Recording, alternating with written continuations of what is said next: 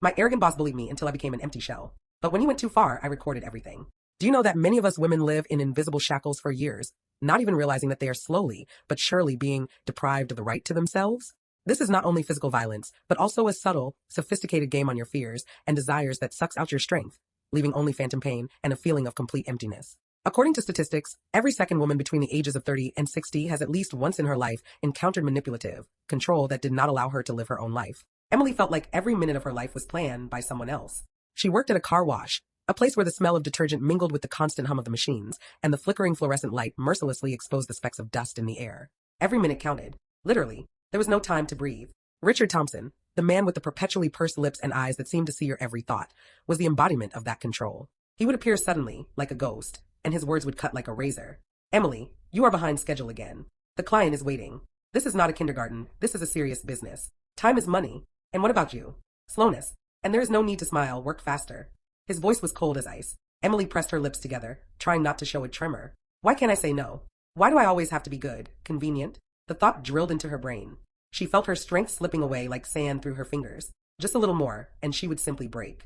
The fear of being exhausted, squeezed to the last drop, was almost physical. She had always wanted to be loved just like that, without conditions, without eternal demands. You're ugly, echoed in her head. Those were her father's words, spoken in a fit of anger when she was only 15.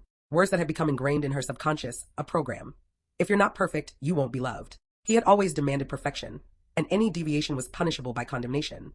And here she was, a grown woman, still trying to earn that love, that praise, that acceptance that had never been given to her. One day, after yet another tirade from her father, she, 15-year-old Emmy, slammed the door of her room so hard that the glass rattled. It was her first, timid, but desperate rebellion. Now, years later, she felt the same impulse. But where to run? You can't run from yourself. It became clear to her that if she didn't stop, if she didn't draw a line, she would simply cease to exist. She would dissolve into someone else's demands, someone else's schedule, someone else's life. It wasn't just discontent, it was a deep, gnawing sense of injustice that had finally burst forth.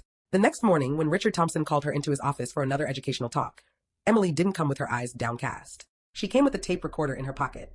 Richard, I would like our conversation to be recorded. For the record, she said calmly, looking him straight in the eye. Richard Thompson's face fell. He understood. Emily wasn't lost that day. She found herself. How many Emilys are out there? How many of us are still searching for ourselves, trying to escape the web of other people's expectations? Remember, you don't have to be comfortable. You have to be you.